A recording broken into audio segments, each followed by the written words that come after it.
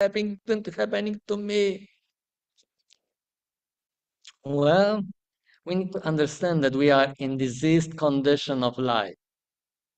If we want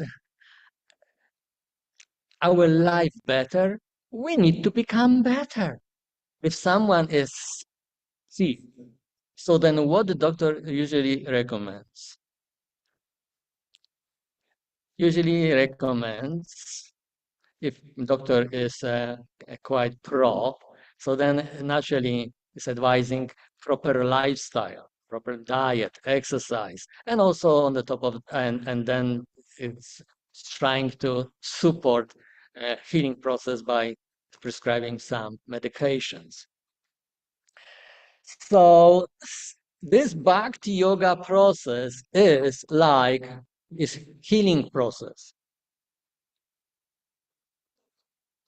By the, the expertise of the spiritual doctor, Srila Prabhupada, we received perfect healing process, which consists of proper diet, devotee of the Lord, person practicing bhakti who want to come back to spiritual health and get rid of this diseased condition that forcing us to identify ourselves with this body and mind and constantly jump up and down due to influence of three modes of material nature, especially two modes of material nature, passion and ignorance. We don't want to suffer due to this being constantly pushed by these two modes of material nature. Of course, when goodness, which is quite rare, is pushing us, so then we can feel good because this here helping us to uh, get in touch with some knowledge and investigate who am I, what I'm doing here in this material world, what is life all about. So we are a little more introspective. But if this goodness is not pushing us, so then we merge into ignorance and passion, and then suffer different reactions of this unfortunate situation. We don't want to suffer. We want to be happy. Sometimes we ask ourselves question how to be happy. People have different ideas in this material world how to be happy. So since by nature as condition as the soul we are ananda, we are full of happiness, so we have natural inclinations, natural tendency to be happy. But if there is no happiness due to being situated in this material environment, which by nature is full of miseries, this kunta place of miseries. So then naturally we are looking everywhere to just get happiness, because this happiness is just urge in our heart. So we are being covered by ignorance, which forcing us to identify ourselves with this body and mind. So then we are looking outside for happiness. Maybe this I can can give me happiness. Maybe this object of sense gratification give me happiness. Maybe, and there is so much maybe and so much research, so much struggle, so much chasing happiness outside. But some people who are a little bit under influence of goodness, they are a little more introspective. And wait a minute, I was trying so many times doing the same things. Like one of the smart people of this material world mentioned, if you do the same things again and again, looking for some better result, you are ignorant. So then these smart people who are a little bit influenced influenced by goodness, they are a little more introspective and they are thinking, something here is not right. I was trying my best, doing this constantly again and again, and there is no result that I am looking for. Maybe there's another option, maybe there's another way how to get this happiness. So they are asking questions. As soon as they start to ask questions, Krishna, the supreme loving father, well-wishing friend, who is situated in right aside of us in our heart as Paramatma Super Soul. He is so happy. Finally, my dear child. Finally, you are asking questions, most important questions that living entity should ask.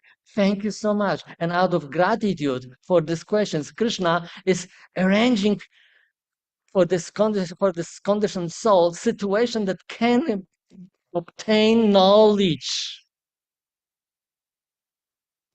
Knowledge that you are not this body, you are not this mind, you are eternal spirit soul, you are part and parcel of Krishna. So if we will get this knowledge by dint of grace of three sources of knowledge, Guru, Shastra, and Sadhu, then this conditioned soul has a chance. It doesn't mean that he can become liberated right away. It can be, but it's quite hard. It's difficult due to developed habits and this wrong attitude that I am such and such individual. Don't push me. I'm just as I am. This is me. So it is very difficult to make progress for such a rebellion and stubborn person. Very difficult. I have a chance during martial art trainings. I I can observe so many different individuals have different difficulties. You know, I can now talk from the perspective of many years of training, but that I developed already some habits to act in such a way. But for persons who are starting martial art, it is quite difficult to navigate different limbs in certain way. And this is the purpose behind this. It's not just as I just want. Well, you did this, and what was the result? So therefore, you came to martial art class to learn how to apply properly different techniques that you can protect yourself or your beloved ones. And therefore, in martial art, there is some statement: the more you sweat during the training, the less you bleed during life confrontation, real combat. So similarly, in spiritual life, the more you train yourself that you are not this body and mind, the less you suffer tribulations of this material existence. So how to learn, how to how to improve myself? I want better life. How I can become better person? Well, all Bhakti Yoga process is designed for this purpose, to help us to become better person. If we are stubborn and rebellious, and we are attached to old lifestyle that we just went out from, in material life, everywhere, people are identifying themselves, as we hear from today's Srimad Bhagavatam text. They identifying themselves with nationality, individuality, based on three modes of material nature and how wind will blow of this modes of material nature. In this way, I will act and behave and call this me. It's not you. You are not mind and body. And you are not the member of this particular nation or society, or you are eternal spirit soul, part and parcel of God. Your place in spiritual world. You belong to Krishna's lotus feet. Just do something to come back to Krishna, to have sweet, loving exchanges with Krishna, and relish this happiness that they are looking for, which is impossible to find in this material world. So we have these informations from Guru, Shastra, and Sadhu all the time. And this is up to us, to our own choice, what we are going to choose. Either we are going to merge into this negative material energy, or we are going to choose spiritual, very positive, optimistic, full of bliss, internal energy. It's up to us. Nobody's forcing us to do this. to make this choice. It is up to us. It's sometimes very difficult to make this choice due to this wrong attitude that we developed in due course of time being in this material world. We develop so many bad habits. So then how I can know what is good, what is bad habit? Well, therefore we have these three sources of knowledge: Guru, Shastra, and Sadhu. And Bhakti Yoga process that can mold our lifestyle in such a way that we can function in Krishna's way, not my own way, or nationality way, or community way, or gang way, or something like this.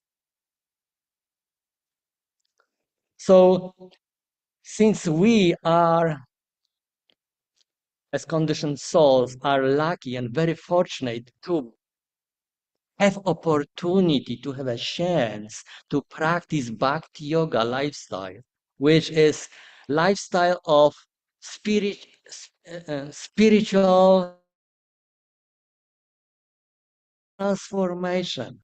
We need to understand first, if we want to get something good, you need to put aside something bad. If you was attached to eat meat, you need to put aside this meat and take rasagula, gulab jamun, awesome sabji with kazina, with paneer, and all other different goodies. You cannot do this simultaneously. So we want to be happy. Try to be happy because this is our quality as eternal spirit soul. It's one of our qualities. It's our characteristic. So we cannot make ourselves miserable and torture ourselves. It's not right. It's not proper. Krishna didn't delineated this type of process. Of course, there is tapasya, austerity, but not in the form of torturing ourselves. So what is this austerity? We need to accumulate jnana. They can vairagya. You want austerity? You want tapasya? Here you go. You can come to morning program, Mangalarati. Mangala means auspicious. If you want to have better life, become better person. You want start your day in very auspicious way. Mangalarati is meant for. This Srila Prabhupada design. This Srila Prabhupada, the authorized, powerful, empowered doctor, he designed this lifestyle for us to help us to become better person in order to help us to get better life. So if we want invite auspiciousness to our life, let's come for morning program. This is tapasya, authorized tapasya. And then from our attitude depends how we will appear for morning program on the front of the Supreme Personality of Godhead, Shishi Radha Damodar. We can come grumpy, like what I'm doing here is 4:30. My parents, my friends, they are snoring at that moment, and I'm here. What I'm crazy or what? Well, we can have this type of attitude, or we can have tiny Supreme Lord, my Lord, thank you so much that you're helping me to become better person. My Lord, I'm so grateful that you helped me to transform from animal to to come back at least to like human form, that I can come on the front of your lotus feet and worship you with my enthusiasm and determination. Please accept my worshiping. We can have this attitude. The same person can switch attitude. And by this attitude, we can work to develop certain habits and exchange these bad habits for good habits.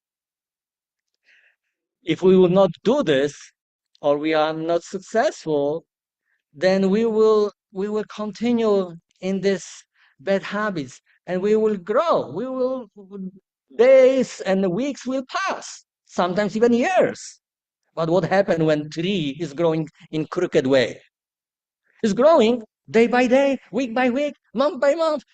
year by year, but it was growing and bigger, and it's getting heavier. So what happened when it's bad? Some rain or some storm, some wind will start to, shake this tree, and because of weight, can very quickly crash. Sometimes we wonder, like His Grace Dubram Maharaj Prabhu mentioned some time ago during his class. What happened? Such and such was chanting Hare Krishna amongst us 30 years, and look, what happened? Well, maybe he didn't pay attention enough how to perform bhakti. Bhakti is about developing loving affection to the Supreme Lord. It's not mechanical process that you just put some coin inside and like like like in casino, some this gambling machines. It's not like that. What you give, you get. You give some some uh, mundane, ordinary thing to Krishna. What do you expect? Krishna is very honest and very personal. He giving us very clear information about his approach to all practitioners of bhakti. The more you surrender to him, he reward accordingly. This accordingly indicate that he is very personal. It's not just, randomly wherever, whoever. No, Krishna is very personal because he is the supreme person. He's very personal. He gives very personal process, very personal lifestyle, very personal culture. Everything's so personal. If we want to develop relationship with the supreme person, we need to become also very personal.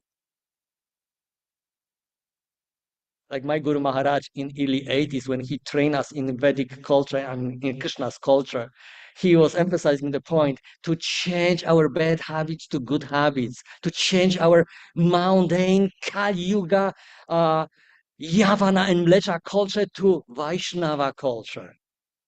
Why? Because imagine, Gurudev said, imagine that Krishna in the sky, because sometimes when he was in Dwaraka, he was changing his clothes and like and he was going to the citizens of Dwarka just to check out, what they talking about the government, this and that. He was just like in the sky, like spy.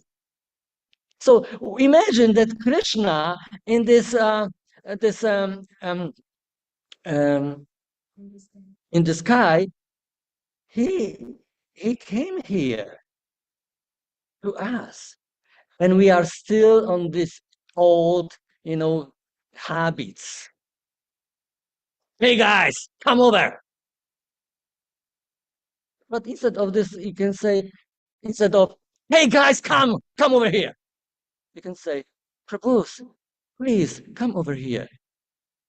Sound sound different, isn't it? This is how we learn, and this is how we're supposed to learn. So if we are still in this old habits, so then when Krishna will come, hey guy, come over here. And we will say to our beloved, the Supreme Personality of Godhead, whom we are begging every day, my Lord, please give me mercy. Please engage me in devotional service. Please. So we are begging him for devotional service. We are trying to express our love and devotion. And then he came in the sky, and we, due to, just only superficial, some type of practices, we don't take this very internally, and we were not able to recognize the Supreme Lord, and we just calling him, hey guy, come over.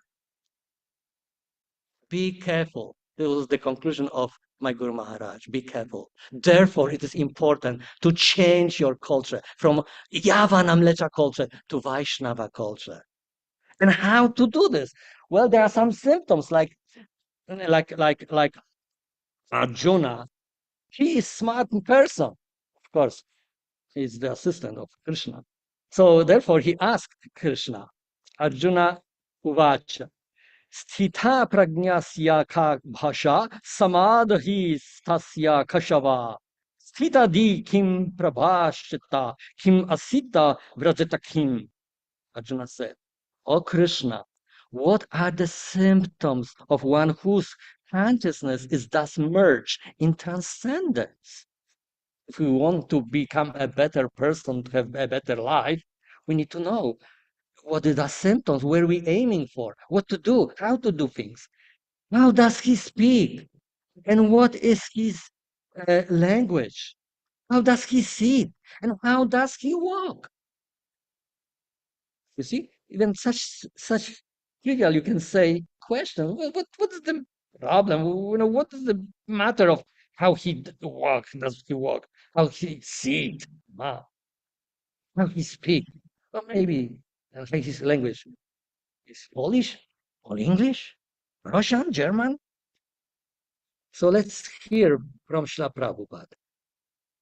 Purport, as there are symptoms for each and every man in terms of his particular situation, similarly, one who is Krishna conscious has his particular nature, talking, walking, thinking, feeling, etc. As a rich man has his symptoms by which he is known as a rich man, as a diseased man has his symptoms by which he is known as a diseased, or as a learned man has his symptoms. So a man in transcendental consciousness of Krishna has specific symptoms in various dealings. One can know his specific symptoms from the Bhagavad Gita. Most important is how the man in Krishna consciousness speaks. For speech is the most important quality of any man. It is said that a fool is undiscovered as long as he does not speak. Certainly, a well-dressed fool cannot be identified unless he speaks.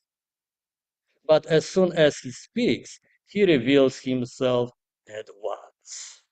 The immediate symptom of a Krishna conscious man is that he speaks only of Krishna and of matters relating to him. Other symptoms then automatically follow as stated below. So let's have an example of how to talk, how to speak, how to behave, how to develop Krishna's culture and fit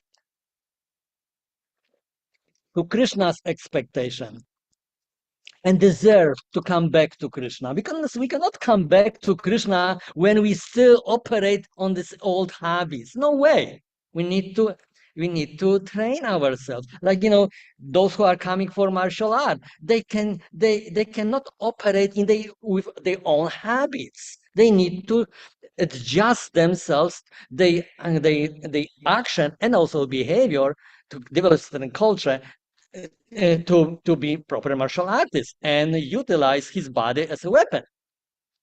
It's not just whatever, whatever. No, it is everything has some purpose. So therefore, here, Krishna, he descended to this material world. For what? To have fun? Yes, of course. He is the supreme enjoyer. He can do his enjoyment everywhere. It's not necessary for him to come to this material world. Like I mentioned, some time ago, what is the pleasure to come to portable toilet? You just going there very quickly and just get out. So what is the pleasure to be this material world? But Krishna is so kind. Krishna is so merciful. Just for our sake, as a loving father, caring, well-wishing friend, he don't mind to come to the stinky place of material existence, which by nature is dukhalayam, full of misery and temporary, ashashvatam, just to help us. How he's helping us. He just by his own example is teaching us what we should do, how we should do, how we should talk, how we should behave. So I read often Krishna book and enjoying all this sweet spiritual exchanges. And came to my attention a wonderful conversation between Krishna and Narada Muni, who decide to visit Krishna's homes in Dwarka. And there is this scenario. Krishna is the supreme personality of Godhead, worshipped even by Narada. Yet, as soon as Krishna saw Narada enter the palace, he got down immediately from Rukmini's bedstead and stood up to honor him. Lord Krishna is the teacher of the whole world. And in order to instruct everyone how to respect a saintly person like Narada Muni, he bowed down, touching his helmet to the ground. Not only did Krishna bow down, but he also touched the feet of Narada and with folded hands requested him to sit on his chair. Lord Krishna is the supreme personality, worshipped by all devotees. He is the most worshipable spiritual master of everyone. The Ganges water, which emanates from his feet, sanctifies the three worlds, and all qualified Brahmanas worship him, and therefore he is called Brahmanya Deva. Brahmanya means one who fully possesses the Brahminical qualifications, which are said to be as follows: truthfulness, self-control, purity, mastery of the senses, simplicity, full knowledge by practical application, and engagement in devotional service. Lord Krishna possesses all these qualities, and he is worshipped by persons who themselves possess such qualities. There are thousands and millions of names of Lord Krishna, Vishnu Sahasranama, and all of them are given to him because of his transcendental qualities. Lord Krishna in Dwarka enjoyed the pastimes of perfect human being. Therefore, when he washed the feet of the sage Narada and took the water of his head on his head, Narada did not object, knowing well that the Lord did so to teach everyone how to respect saintly persons. The Supreme Personality of Godhead, Krishna, who is the original Narayan, an eternal friend of all living entities, does worship the sage Narada according to Vedic regulative principles, welcoming him with sweet nectarian words. He addressed Narada as Bhagavan, or one who is self-sufficient, possessing all knowledge, renunciation, strength, fame, beauty, and other similar opulences. He particularly asked Narada, "What can I do in your service?" Narada replied, "Mighty Lord." And this is how Krishna was treating Narada Muni. And now Narada Muni, in response, replying to Krishna, "My dear Lord, this kind of behavior by your lordship is not at all astonishing. For you are the supreme personality of Godhead and master of all species of living entities. You are the supreme friend of all living entities. But at the same time, you are the supreme chastiser of the miscreants and the envious. I know that your lordship has descended to this earth for the proper maintenance of the whole universe. Your appearance, therefore, is not forced by any other agency. By your sweet will only, you agree to appear and disappear. It is my great fortune that I have been able to see your lotus feet today. Anyone who becomes attached to your lotus feet is elevated to the supreme position of neutrality and is uncontaminated by the material modes of nature. My Lord, you are unlimited. There is no limit to your opulences. Great demigods like Lord Brahma and Lord Shiva are always busy placing you within their hearts and meditating upon you. The conditioned souls who have now been put into the blind well of material existence can get out of this eternal captivity only by accepting your lotus feet. Thus, you are the only shelter of all conditioned souls. My dear Lord, you have very kindly asked what you can do for me. I answer to this, I simply request that I may not forget your lotus feet at any time. I do not care where I may be, but I pray that I constantly be allowed to remember your lotus feet. By asking the benediction from the Lord, the sage Narada showed the ideal prayer of all pure devotees. A pure devotee never asks for any kind of material or spiritual benediction from the Lord. His only prayer is that he may not forget the lotus feet of the Lord in any condition of life. A pure devotee does not care whether he is put into heaven or hell. He is satisfied anywhere, provided he can constantly remember the lotus feet of the Lord. Lord Chaitanya taught the same process of prayer in his Shikshashtaka, in which he clearly stated that all he wanted was devotional service, birth after birth. A pure devotee does not even want to stop the repetition of birth and death. To a pure devotee, it does not matter whether he has to take birth again in the various species of life. His only ambition is that he not forget the lotus feet of the Lord in any condition of life. So, how to train ourselves to not forget Krishna's lotus feet? Krishna is so kind and giving us opportunity to train ourselves. How to be good martial artists. So there's some arrangements, how to punch, how to kick, how to assume some standing position and guard yourself. There's some training so that gradually you can improve yourself and get rid of bad habits and develop good habits that can serve you.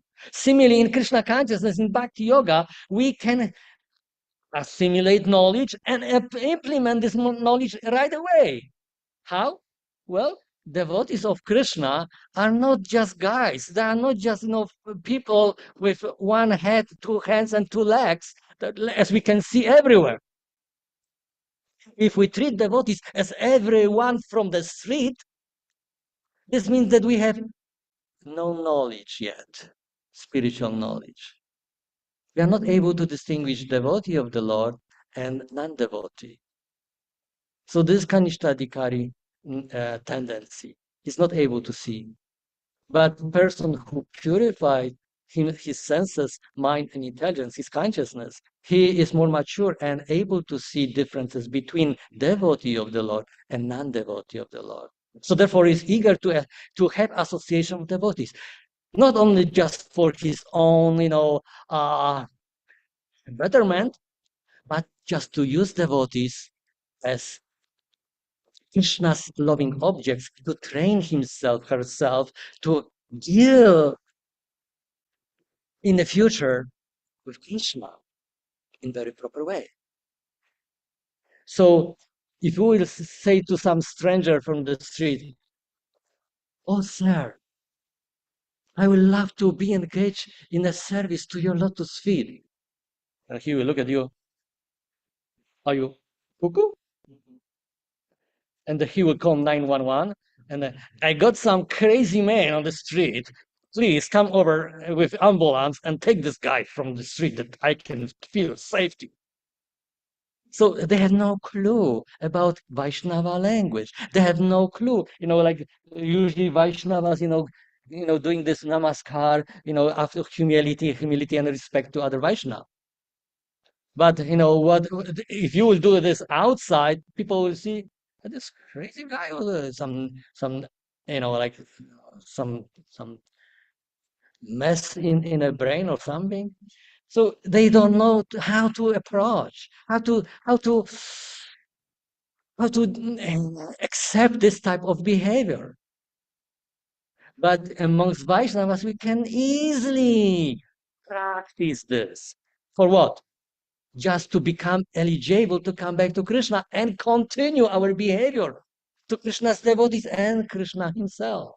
So it requires practice. Practice my perfect. So let's engage ourselves, utilize every day to glorify devotees, Krishna's devotees, like Parvati asked Lord Shiva, what is the highest process of worship? And Lord Shiva asks, and answer, the worshipping Lord Vishnu is the highest process of worshipping. But even higher than this is tadhyana, worshipping loving objects of the Supreme Lord. So what is the loving object? Krishna's devotees. If we worship, we glorify, we serve devotees, dasa, dasa, anudasa, with this maturity, with this affection, with feeling, then we practice bhakti. Not just, no, with feeling and devotion. We need to change our attitude, switch your gears from negative to positive, develop good habits. In this way, we can be well trained to become eligible to come back to Krishna and never come back to this material world. So this is how we can become a better person. Everything in Bhakti Yoga, everywhere, is opportunity to train ourselves to become a better person and have a better life in Krishna consciousness. Hare Krishna. Are there any questions or comments?